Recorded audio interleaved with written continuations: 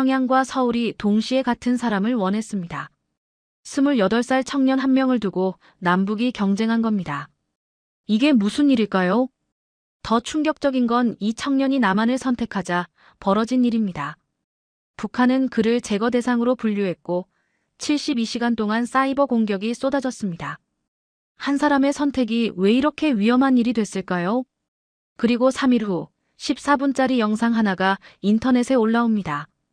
한국 국회 긴급회의 소집, 러시아 정부 공식 사과, 유엔 인권위원회 의제 채택. 영상 하나가 88년 동안 숨겨진 17만 명의 진실을 폭로한 겁니다. 그 영상 속에는 1937년 기차에 실려가는 한국인들이 있었습니다. 도대체 무슨 일이 있었던 걸까요? 그리고 왜 아무도 이 이야기를 하지 않았을까요? 지금부터 한 청년의 선택이 어떻게 역사를 바꿨는지 들려드리겠습니다. 구독과 좋아요는 영상 제작에 큰 힘이 됩니다. 안녕하세요. 저는 이반김입니다. 어둠이 내린 블라디보스토크 항구를 바라보며 저는 오늘도 7대의 모니터 앞에 앉아 있습니다. 28년을 살아오면서 제게 국적이란 건 늘 애매한 개념이었어요. 여권에는 러시아 연방 시민이라고 적혀 있지만 제 혈관에 흐르는 건 한반도의 피죠. 고려인 3세. 이 단어가 제 정체성의 전부입니다. 사람들은 저를 화이트 해커라고 부릅니다. 하지만 저는 그냥 코드를 읽고 쓰는 사람일 뿐이에요. 12살 때 처음 컴퓨터를 만졌고 15살에 첫 번째 보안 취약점을 발견했습니다. 19살이 되던 해 국제사이버 보안 커뮤니티에서 제 닉네임 GHOSTKIM을 모르는 사람이 없게 됐죠. 3년 전 러시아 연방보안국 산하 사이버방어센터에서 스카우트 제안이 왔습니다. 파격적인 조건이었어요. 모스크바 중심부의 아파트, 월급 50만 루블, 그리고 국가가 보장하는 신분. 하지만 저는 거절했습니다. 그들이 원한 건 제 기술이었지 이반김이라는 사람이 아니었거든요. 그 후로 저는 독립적인 윤리 해커로 활동해왔습니다. 기업들의 보안 취약점을 찾아내 알려주고 때로는 범죄 조직의 서버를 해킹해 증거를 당국에 넘기는 일을 했어요. 돈벌이는 시원찮았지만 자유로웠습니다. 그 누구의 명령도 받지 않았고 제 양심만을 따랐죠. 할아버지는 1937년에 태어나셨습니다. 그해 스탈린의 명령으로 연해주의 고려인 17만 명이 중앙아시아로 강제 이주당했어요. 할아버지는 기차 화물칸에서 태어나 카자흐스탄 황무지에서 자라셨죠. 아버지 세대는 소련 붕괴 후 다시 연해주로 돌아왔지만 이미 우리는 뿌리 없는 민족이 되어 있었습니다. 책상 서랍 깊숙한 곳에는 할아버지의 낡은 흑백 사진이 있습니다. 사진 속 할아버지는 20대 청년의 모습으로 낯선 땅에 서 있어요. 뒷면에는 러시아어로 이렇게 적혀 있죠. 1957년 크지로르다. 조국을 그리워하며. 오늘 밤 제 이메일함에는 평소와 다른 2개의 메시지가 도착했습니다. 발신자 주소는 암호화되어 있었지만 하나는 평양에서 다른 하나는 서울에서 온 것이 분명했어요. 2 메시지 모두 똑같은 제목을 달고 있었습니다. 귀하를 초대합니다. 저는 커피를 한 모금 마시고 첫 번째 메시지를 열었습니다. 그 순간 제 인생이 완전히 뒤바뀔 거라는 걸 알았어요. 모니터 화면에 떠오른 건 북한 국기와 함께 조선민주주의인민공화국 과학원의 공식 문장이었습니다. 그리고 그 아래 믿기 어려운 문장이 적혀 있었죠. 김정은 동지께서 친히 귀하를 부르신다. 심장이 빠르게 뛰기 시작했습니다. 저는 잠시 숨을 고르고 2번째 메시지를 클릭했어요. 이번엔 대한민국 국가정보원의 로고가 나타났습니다. 메시지는 간결했지만 무게감이 달랐어요. 디지털 안보의 미래를 함께 만들 인재를 찾습니다. 대한민국이 당신을 기다리고 있습니다. 창밖으로 동해의 파도 소리가 들려왔습니다. 러시아도 북한도 남한도 아닌 그 어디에도 속하지 못한 채 살아온 28년. 이제 선택의 순간이 왔어요. 저는 모니터를 끄고 할아버지의 사진을 꺼내 들었습니다. 조국이란 무엇일까요? 태어난 땅일까요? 아니면 돌아가야 할 곳일까요? 이 질문에 답하기 위한 여정이 지금부터 시작됩니다. 2025년 11월 초, 블라디보스토크는 이미 겨울의 문턱에 서 있었습니다. 평양발 메시지를 다시 열었을 때 저는 그 치밀함에 놀랄 수밖에 없었어요. 단순한 스카우트 제안이 아니었습니다. 제가 지난 5년간 해킹으로 해결한 17건의 사례, 국제보안 컨퍼런스에서 발표한 논문 3편, 심지어 제가 즐겨 먹는 보르시의 레시피까지 파악하고 있더군요. 북측 정보기관의 정보력은 상상 이상이었습니다. 메시지에는 조선민주주의인민공화국 과학원 제1부원장의 친필 서명이 들어있었어요. 내용은 구체적이었습니다. 평양 미래과학자 거리의 30층짜리 아파트, 월 5,000달러 상당의 특별 배급, 그리고 최고 지도자 직속 사이버방위국 수석연구원 직함. 가족 전체의 평양 이주와 특급 대우도 보장한다고 했죠. 하지만 제 시선을 사로잡은 건 마지막 문단이었습니다. 우리 민족의 자주성과 존엄을 지키는 일에 당신의 재능을 바치시오. 공화국은 고려인 동포를 잊지 않았으며 당신을 민족의 아들로 맞이할 준비가 되어 있소. 창밖으로 눈발이 날리기 시작했습니다. 저는 커피를 한 잔 더 내려 마시고 서울발 메시지를 정독했어요. 국가정보원 사이버안보센터장 명의의 공문이었습니다. 북측보다 간결했지만 그 안에 담긴 의미는 묵직했죠. 한국의 디지털 주권을 지키는 일은 단순한 기술 경쟁이 아닙니다. 우리는 매일 수천 건의 사이버 공격에 노출되어 있고 귀하와 같은 전문가가 절실히 필요합니다. 특별귀화 절차를 통해 대한민국 국민으로 모시고자 합니다. 제한 조건도 구체적이었어요. 국가정보원 자문위원 직책, 연봉 1억 2천만 원, 서울 강남의 아파트 제공, 그리고 가장 중요한 것은 완전한 행동의 자유였습니다. 정부 업무 외에 개인적인 윤리 해킹 활동도 보장한다는 조항이 명시되어 있었죠. 이틀 동안 저는 거의 잠을 자지 못했습니다. 모니터 앞에서 두 제안서를 번갈아 읽으며 고민했어요. 북한은 민족을, 남한은 자유를 내세웠습니다. 둘 다 틀린 말이 아니었죠. 11월 5일 밤, 저는 암호화 채널로 양측에 동일한 질문을 보냈습니다. 제가 귀화하면 어떤 일을 하게 되느냐고요. 북측의 답변은 12시간 만에 왔습니다. 미제국주의와 남조선 괴뢰도당의 사이버 테러로부터 공화국을 수호하는 임무라고 했어요. 반면 남측은 48시간 후에 답했습니다. 북한발 해킹 공격 방어, 국가 핵심 인프라 보호, 그리고 민간 기업의 보안 컨설팅 지원이라고 명시했죠. 어느 쪽도 제게 공격용 해킹을 요구하지는 않았습니다. 하지만 저는 알고 있었어요. 북에 가면 결국 체제 수호의 도구가 될 것이고 남에 가면 자유민주주의 진영의 방패가 되리라는 걸요. 11월 중순, 아버지와 통화했습니다. 아버지는 사할린에서 건설 노동자로 일하고 계셨어요. 제 고민을 들으신 아버지는 한참을 침묵하시더니 이렇게 말씀하셨습니다. 이반아, 나는 평생 소련 사람도 러시아 사람도 아니었다. 그저 먹고 살기 위해 여기저기 떠돈 고려인일 뿐이었지. 너만큼은 진짜 조국을 가졌으면 좋겠구나. 할아버지의 유품 상자를 뒤지기 시작한 건 그날 밤부터였습니다. 상자 안에는 소련 시절의 문서들과 낡은 사진들이 가득했어요. 저는 그중 몇 장을 스캔해서 디지털 복원 작업에 들어갔습니다. 할아버지가 1937년 강제이주 당시 겪었던 일들이 조금씩 드러나기 시작했죠. 그 과정에서 저는 묘한 감정을 느꼈습니다. 제 해킹 기술로 복원한 건 단순한 역사 자료가 아니었어요.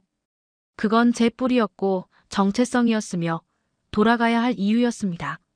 11월 20일, 저는 마침내 결심했습니다. 양측에 최종 답변을 보내기 전 소셜미디어에 짧은 글을 올렸어요. 나는 어느 편도 아니다. 나는 조국을 선택하러 간다. 그리고 서울행을 선택했습니다. 이유는 간단했어요. 자유가 있는 곳에서만 제가 복원한 할아버지의 기록을 세상에 알릴 수 있었기 때문입니다. 북에서는 그런 작업조차 허락되지 않을 테니까요. 답장을 보낸 지 6시간 후, 제 컴퓨터에 이상 징후가 포착됐습니다.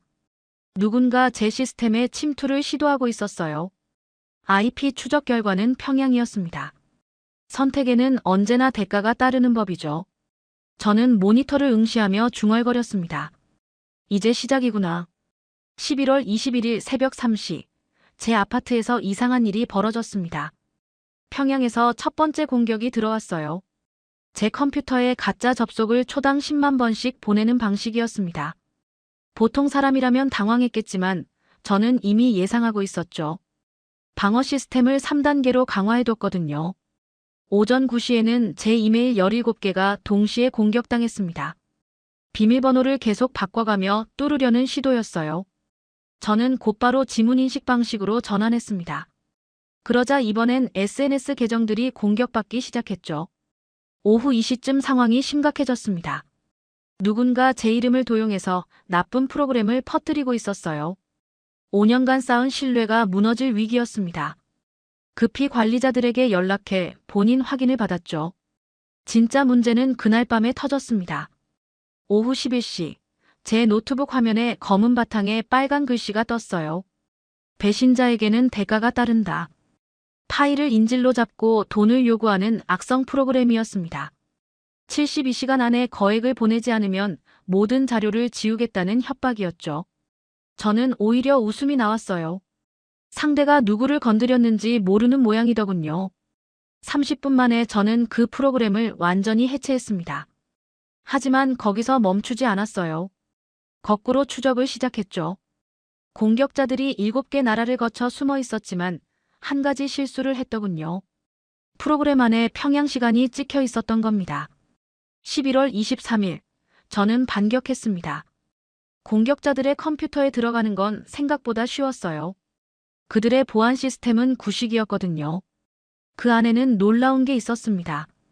저뿐 아니라 전 세계 보안 전문가 200명의 정보가 모여 있더군요.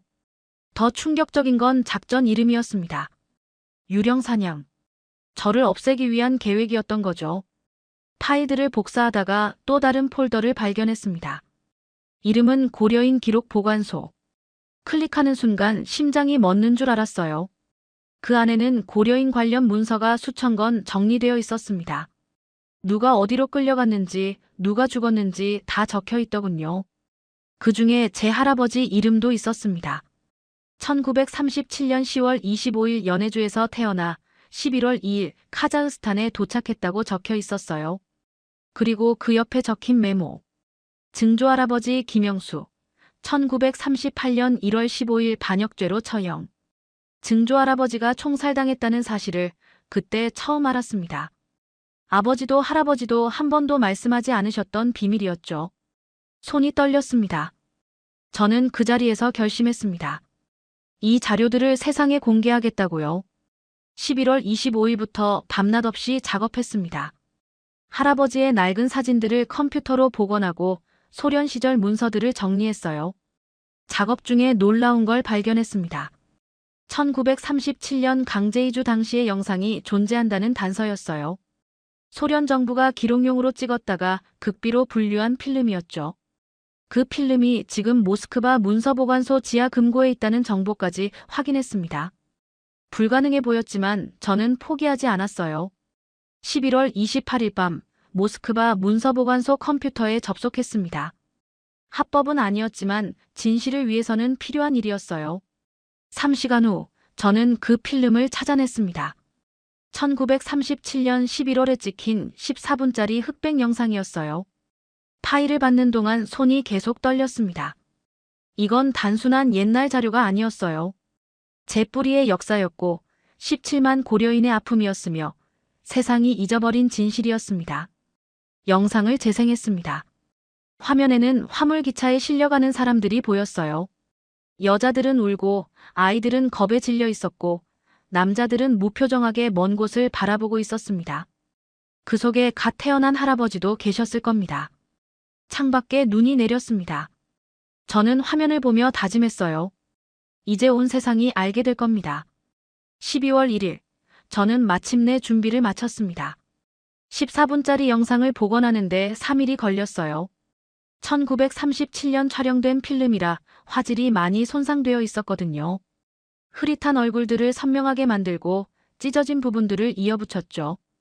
영상에는 17만 명의 고려인이 화물기차에 실려가는 모습이 담겨 있었습니다. 한겨울이었는데도 사람들은 얇은 옷만 입고 있었어요. 아이들은 울고 어머니들은 아기를 꼭 안고 있었습니다. 할아버지도 저속 어딘가에 갓난아기로 계셨겠죠. 할아버지의 사진과 문서들도 함께 정리했습니다. 1937년 강제이주 명단, 증조할아버지의 처형 기록, 카자흐스탄 수용소 생활 자료까지요.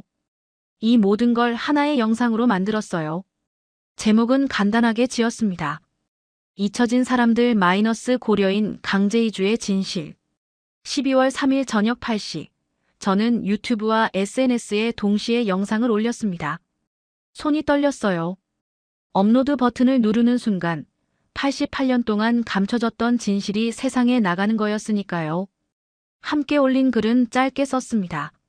제 할아버지는 1937년 연해주에서 태어나 기차에 실려 중앙아시아로 끌려갔습니다. 죄는 한국인이라는 것뿐이었죠. 증조할아버지는 이듬해 총살당했습니다. 이 영상은 잊혀진 17만 고려인의 이야기입니다. 처음 1시간 동안은 조회수가 겨우 300을 넘었어요. 하지만 자정이 지나자 상황이 달라졌습니다. 한국의 어느 역사교사가 제 영상을 공유했고 순식간에 퍼져나갔어요. 새벽 3시에 조회수가 10만, 아침 7시에는 100만이었죠. 댓글이 폭주하기 시작했어요. 이런 역사가 있었다니 몰랐습니다. 할아버지가 고려인이셨는데 이 영상 보고 울었어요. 전 세계가 이 진실을 알아야 합니다. 12월 4일 오후 한국 방송사들이 연락을 해왔습니다. 뉴스에서 다루고 싶다고 했어요. 미국과 영국의 언론사도 취재 요청을 보냈습니다. 일본 언론, 러시아 언론, 심지어 카자흐스탄 방송국까지 인터뷰를 요청했죠. 저는 모든 요청을 받아들였습니다. 화상 인터뷰로 하루에 7개 방송사와 이야기했어요. 똑같은 질문을 받았지만 지치지 않았습니다. 한 번이라도 더 말해야 더 많은 사람들이 알 테니까요. 왜 이 영상을 공개했느냐는 질문에 저는 이렇게 답했습니다. 할아버지는 평생 조국이 없었습니다. 소련 사람도 러시아 사람도 아니었죠. 저도 마찬가지였어요. 하지만 이제 저는 조국을 찾아가려 합니다. 그 전에 세상이 우리 고려인의 역사를 알았으면 했습니다. 12월 5일 영상 조회수가 300만을 넘었습니다. 72시간 만이었어요. 한국 국회에서는 긴급 토론회가 열렸습니다. 고려인 지원 방안을 논의한다고 했죠. 러시아 정부도 공식 입장을 냈어요. 과거사에 대해 유감을 표한다는 내용이었습니다. 하지만 북한은 달랐습니다. 12월 6일 새벽 협박 메시지가 도착했어요. 같은 날 오후 북한 대변인이 저를 민족 반역자라고 규정했습니다. 협박이 무섭지 않았냐고요? 솔직히 무서웠습니다. 하지만 멈출 수는 없었어요. 영상을 본 전 세계 고려인들이 제게 메시지를 보내고 있었거든요. 카자흐스탄에 사는 80대 할머니는 이렇게 쓰셨습니다. 어릴 때 기차에서 본 광경이 평생 악몽이었는데 이제야 세상에 알려졌다고요. 우즈베키스탄의 한 청년은 증조할아버지 이름이 제가 공개한 명단에 있다며 눈물을 흘렸습니다. 12월 8일 한국 정부에서 정식 연락이 왔습니다. 국가정보원이 아니라 외교부였어요. 귀화 절차를 빠르게 진행하고 싶다고 했습니다. 12월 중순에 한국으로 오면 특별 심사를 거쳐 귀화를 승인해 주겠다고 했죠. 저는 비행기표를 예약했습니다. 12월 15일 인천행이었어요. 짐을 싸며 할아버지 사진을 다시 꺼내봤습니다. 저는 사진에 대고 말했습니다. 할아버지, 손자가 이제 집으로 갑니다. 블라디보스토크의 마지막 밤은 눈이 내렸습니다. 28년을 살았던 이곳을 떠나는 건 아쉬웠지만 제가 가는 곳이 진짜 고향이라는 걸 알고 있었어요. 내일이면 저는 대한민국 국민이 됩니다. 2025년 12월 15일 오후 3시 인천공항에 도착했습니다. 비행기에서 내리는 순간부터 가슴이 두근거렸어요. 28년 만에 처음 밟는 한국 땅이었습니다. 입국장을 나오자 정장을 입은 외교부 담당자들이 저를 기다리고 있었습니다. 한 분이 웃으며 손을 내밀었어요. 이반 김씨, 대한민국에 오신 걸 환영합니다. 그 말을 듣는 순간 눈물이 날 뻔했습니다. 처음으로 누군가 저를 환영한다고 말해줬거든요. 공항에서 곧바로 서울로 향했습니다. 차 안에서 앞으로의 일정을 설명받았어요. 일주일간 신원조사와 면접 후 12월 22일에 귀화 심사가 있을 거라고 했습니다. 숙소는 강남의 한 호텔이었습니다. 방에 들어가 할아버지 사진을 책상 위에 놓았어요. 12월 16일부터 본격적인 절차가 시작됐습니다. 외교부에서 면접관 3명을 만났어요. 한국어 능력, 한국 역사 지식, 귀화 동기 등을 물어봤습니다. 귀화 동기를 물었을 때는 천천히 대답했어요. 저는 평생 어디에도 속하지 못했습니다. 이제 진짜 조국을 갖고 싶습니다. 북한 제안에 대해 물었을 때 저는 답했습니다. 자유가 있는 곳을 선택했습니다. 할아버지의 이야기를 세상에 알릴 수 있는 곳이요. 12월 18일 국가정보원에서 면담 요청이 왔습니다. 사이버 안보 관련 자문을 맡아줄 수 있겠느냐는 제안이었어요. 저는 기꺼이 수락했습니다. 제 기술로 이 나라를 지킬 수 있다면 영광이니까요. 면담 후 국정원 센터장님이 말씀하셨습니다. 북한이 당신을 계속 노릴 겁니다. 우리가 보호하겠지만 조심해야 합니다. 저도 알고 있었어요. 제 노트북에는 매일 평양에서 공격이 들어오고 있었거든요. 하지만 두렵지 않았습니다. 이제 혼자가 아니었으니까요.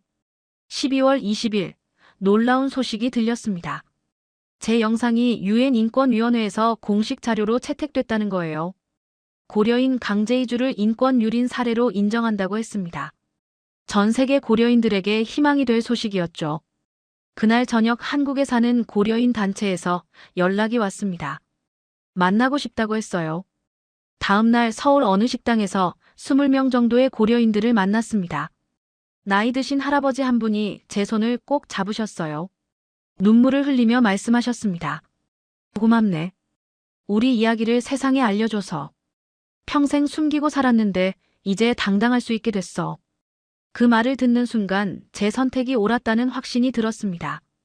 12월 21일 밤 아버지에게 전화했습니다.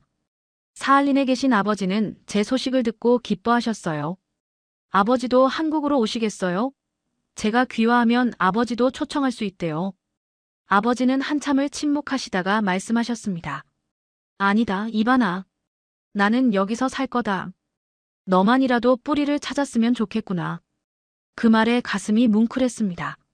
아버지는 평생 떠돌이로 사셨지만 아들만큼은 조국을 가지길 바라셨던 거죠. 내일은 귀화 심사일입니다. 심사를 통과하면 12월 27일에 귀화식이 열린다고 해요. 호텔 창밖으로 서울의 야경이 보였습니다. 저는 할아버지 사진을 바라보며 중얼거렸어요. 할아버지, 손자가 곧 대한민국 사람이 됩니다. 12월 22일 아침, 정부 서울 청사 앞에 섰습니다. 귀화 심사를 받는 날이었어요. 가슴이 두근거렸습니다. 제 차례가 됐습니다. 심사실에 들어가니 5명의 심사위원이 앉아 계셨어요. 첫 번째 질문은 한국 헌법이었습니다. 대한민국의 주권은 누구에게 있느냐고 물었어요. 국민에게 있고 모든 권력은 국민으로부터 나옵니다. 그리고 중요한 질문이 나왔어요. 당신의 영상이 북한을 자극했습니다. 그래도 대한민국 국민이 되고 싶습니까? 저는 잠시 생각하다가 답했습니다. 네, 그래도 되고 싶습니다. 자유가 있는 나라, 진실을 말할 수 있는 나라의 국민이 되고 싶어요. 할아버지가 평생 돌아가고 싶어 하셨던 곳이니까요. 심사실이 조용해졌습니다. 한 심사위원이 물었어요. 고려인으로서 한국에 기여할 수 있는 게 무엇이라고 생각하십니까?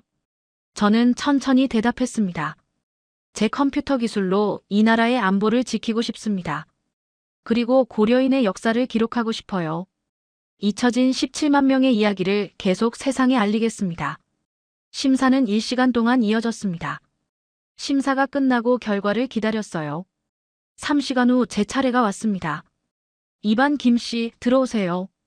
심장이 쿵쾅거렸습니다. 심사위원장이 말씀하셨어요. 축하합니다. 귀화 심사를 통과하셨습니다. 그 순간 눈물이 터져 나왔습니다. 참으려고 했는데 참을 수가 없었어요. 28년 동안 어디에도 속하지 못했던 삶, 고려인이라는 이유로 이방인 취급받았던 세월이 주마등처럼 스쳐 지나갔습니다. 심사위원장이 미소 지으며 말씀하셨어요. 12월 27일 오전 10시에 귀화식이 있습니다. 그날부터 당신은 대한민국 국민입니다. 감사합니다. 정말 감사합니다. 정부 청사를 나와 호텔로 돌아왔습니다. 방에 들어가자마자 아버지에게 전화했어요. 아버지, 저 통과했어요. 이제 한국 사람이 돼요. 전화 저편에서 아버지가 우셨습니다. 평생 우는 걸 본 적 없는 아버지가 목이 메어 말을 잇지 못했어요. 잘했다, 이반아. 할아버지가 하늘에서 기뻐하실 거다. 그날 저녁 한국에 사는 고려인 친구들이 축하 모임을 열어줬습니다. 한 할머니가 제 손을 꼭 쥐고 말씀하셨어요. 우리도 언젠가 한국 사람이 될 수 있을까요? 할머니도 할 수 있어요. 이제 고려인들도 고국으로 돌아올 수 있어요. 12월 23일부터는 귀화식 준비를 했습니다. 당일 입을 한복을 고르러 갔어요. 처음 입어보는 한복이었습니다. 직원분이 말씀하셨어요. 잘 어울리세요. 원래 한국 사람 같아요. 12월 26일 밤 귀화식 전날이었습니다. 저는 할아버지 사진을 보며 오랫동안 이야기했어요. 할아버지, 내일이면 손자가 대한민국 국민이 됩니다. 할아버지가 평생 돌아가고 싶어 하셨지만 결국 못 가신 그곳의 국민이 돼요. 할아버지 대신 제가 집으로 돌아갑니다. 창밖에는 서울의 불빛이 반짝였습니다. 잠이 오지 않았어요. 28년 인생에서 가장 중요한 날이 내일이니까요. 2025년 12월 27일 아침, 해가 밝았습니다. 오늘은 제가 대한민국 국민이 되는 날입니다. 6시에 일어나 샤워하고 한복을 입었어요. 거울을 보니 낯선 제 모습이 보였습니다.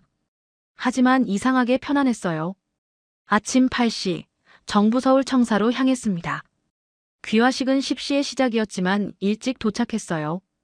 대강당 앞에는 벌써 많은 사람들이 모여 있었습니다. 저처럼 오늘 귀화하는 사람들이었죠. 중국 출신 사업가, 베트남에서 온 간호사, 필리핀 출신 교사도 보였어요. 총 50명 정도 됐습니다. 모두 한복이나 정장을 입고 긴장한 표정이었죠. 9시 30분, 대강당 문이 열렸습니다. 안으로 들어가니 무대 위에 태극기가 걸려 있었어요. 그 순간 가슴이 뭉클했습니다. 제 조국의 국기였으니까요. 좌석에 앉았습니다. 제 옆에는 우즈베키스탄에서 온 고려인 여성분이 앉아 계셨어요. 50대쯤 되어 보이는 분이었습니다. 눈이 마주치자 서로 미소 지었죠. 고려인이세요? 네, 타슈켄트에서 왔어요. 당신도 고려인인가요?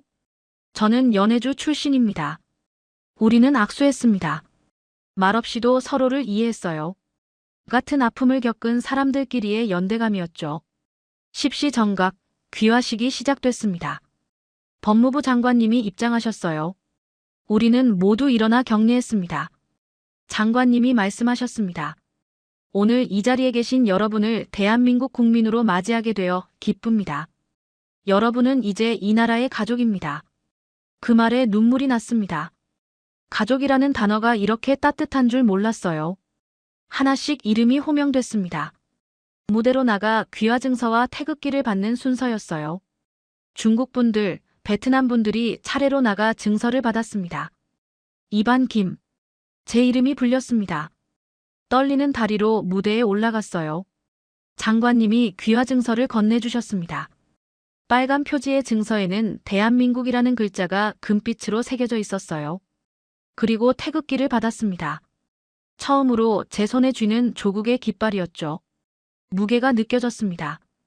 깃발의 무게가 아니라 그 의미의 무게였어요. 장관님이 악수를 청하시며 말씀하셨습니다. 대한민국 국민이 되신 걸 축하합니다. 감사합니다. 정말 감사합니다. 제 목소리가 떨렸습니다. 무대 아래로 내려오는데 다리에 힘이 풀렸어요. 모든 사람의 증서 수여가 끝났습니다. 이제 마지막 순서였어요. 50명이 함께 애국가를 부르는 거였습니다. 전주가 흘러나왔습니다. 저는 태극기를 가슴에 안고 섰어요. 동해물과 백두산이 마르고 닳도록. 목소리가 잘 나오지 않았습니다. 눈물이 목을 막았거든요. 하지만 끝까지 불렀어요. 무궁화 삼천리 화려강산, 대한사람 대한으로 길이 보전하세. 노래가 끝났을 때 저는 울고 있었습니다. 옆에 앉았던 고려인 여성분도 울고 계셨어요. 우리는 서로를 바라보며 고개를 끄덕였습니다. 88년 만에 집으로 돌아왔다는 무언의 인사였죠. 귀화식이 끝나고 밖으로 나왔습니다. 한국에 사는 고려인 친구들이 꽃다발을 들고 기다리고 있었어요. 축하한다며 꽃을 건네줬습니다. 사진을 많이 찍었어요. 태극기를 들고 귀화 증서를 펼치고 친구들과 함께 찍었습니다. 모두 웃고 있었지만 눈가에는 눈물이 맺혀 있었죠. 오후에 호텔로 돌아왔습니다.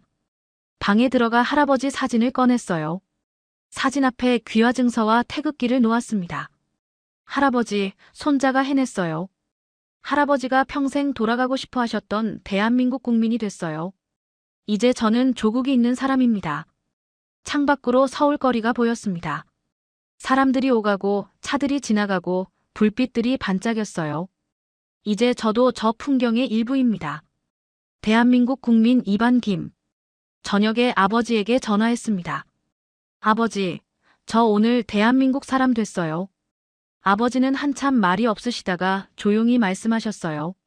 할아버지가 기뻐하실 거다. 이반아, 잘 살아라. 그게 우리 고려인의 승리다.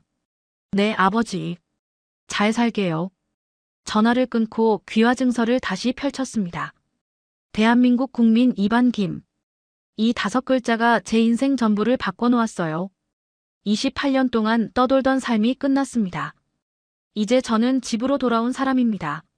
12월 28일, 대한민국 국민으로서의 첫 아침을 맞았습니다. 창문을 열자 차가운 겨울바람이 들어왔어요. 하지만 마음은 따뜻했습니다. 어제 받은 귀화 증서가 책상 위에 놓여 있었죠. 꿈이 아니었어요. 정말 제가 한국 사람이 된 겁니다. 오전 10시 국가정보원 사이버안보센터를 처음 방문했습니다. 자문위원으로 일하게 될 곳이었어요. 센터장님이 직접 안내해 주셨습니다. 이반 김 위원님 환영합니다. 이제 우리 팀의 일원입니다. 위원님이라는 호칭이 낯설었지만 기분이 좋았어요. 저를 인정해주는 말이었으니까요. 센터를 돌아보며 설명을 들었습니다.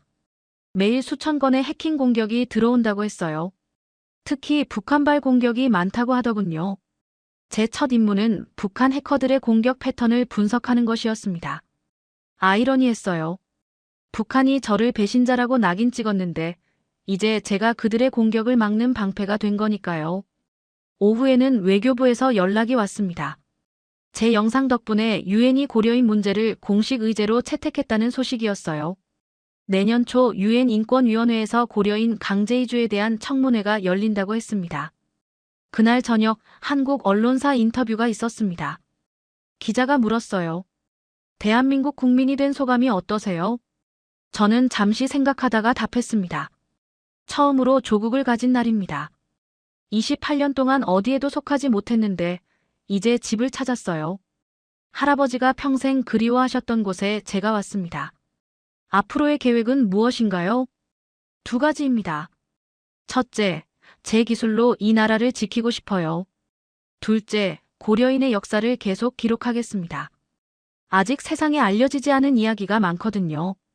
12월 29일, 서울 시내를 혼자 걸었습니다. 광화문 광장, 청계천, 남산타워까지요. 관광객이 아니라 이곳에 사는 사람으로서 걸었습니다. 남산에 올라 서울을 내려다봤어요. 저 아래 어딘가에 제자리가 있었습니다. 이제 저도 이 도시의 일부였죠. 한 가족이 옆에서 사진을 찍고 있었어요. 아버지, 어머니, 그리고 어린 딸이었습니다. 딸아이가 태극기를 들고 있었죠. 저는 그 모습을 보며 생각했어요. 언젠가 저도 가족을 이루고 아이들에게 할아버지 이야기를 들려주겠다고요. 12월 30일, 블라디보스토크에서 짐이 도착했습니다. 제 컴퓨터와 책, 그리고 할아버지의 유품 상자였어요. 이제 한국이 제 영구적인 집이 되는 겁니다. 유품 상자를 열고 할아버지 사진들을 꺼냈습니다. 하나하나 액자에 넣어 벽에 걸었어요. 제 새 집의 첫 장식이었습니다. 저녁에 고려인 친구들과 모임이 있었습니다. 서울에 사는 고려인 2세, 3세들이었어요. 우리는 제 귀화를 축하하며 이야기를 나눴습니다. 한 청년이 말했어요. 형 덕분에 저도 용기가 생겼어요. 저도 한국 국적을 신청하려고요. 여성분도 말씀하셨습니다. 우리 부모님도 이제 고국 땅을 밟을 수 있게 됐어요. 고려인 초청 프로그램이 생긴다고 하던데요. 그 말을 듣는 순간 뭉클했습니다. 제 선택이 다른 고려인들에게 희망이 되고 있었어요. 밤에 호텔방으로 돌아와 노트북을 켰습니다. 제 유튜브 채널에는 댓글이 수천 개 달려 있었어요. 전 세계 고려인들이 메시지를 보내고 있었습니다. 카자흐스탄에서 당신 덕분에 우리 역사가 세상에 알려졌습니다. 우즈베키스탄에서 고려인으로서 자랑스럽습니다. 미국에서 저도 한국을 방문하고 싶어졌어요.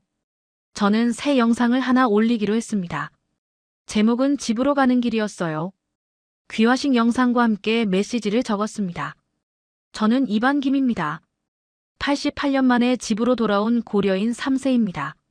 할아버지는 1937년 이 땅에서 쫓겨났지만 손자는 2025년 돌아왔습니다. 이건 한 사람의 귀화가 아니라 17만 고려인의 귀환의 시작입니다. 업로드 버튼을 눌렀습니다. 창밖으로 서울의 야경이 보였어요. 2025년의 마지막 밤이 다가오고 있었습니다. 올해 저는 러시아 사람에서 한국 사람이 됐죠. 평생 찾아 헤매던 조국을 찾았습니다. 할아버지 사진을 보며 말했어요. 할아버지, 손자가 해냈습니다. 할아버지의 꿈을 이뤘어요. 이제 저는 대한민국 사람입니다. 조국이 있는 사람이에요. 내일이면 새해입니다. 대한민국 국민 이반김으로서의 첫 새해를 맞이하는 거죠. 저는 귀화 증서를 다시 펼쳤습니다. 대한민국. 그 세 글자가 제 인생 전부를 바꿨어요. 이제 시작입니다. 떠돌이의 삶은 끝났고 진짜 삶이 시작됐습니다. 조국이 있다는 것, 집이 있다는 것, 뿌리가 있다는 것. 이것이 제가 찾은 답입니다.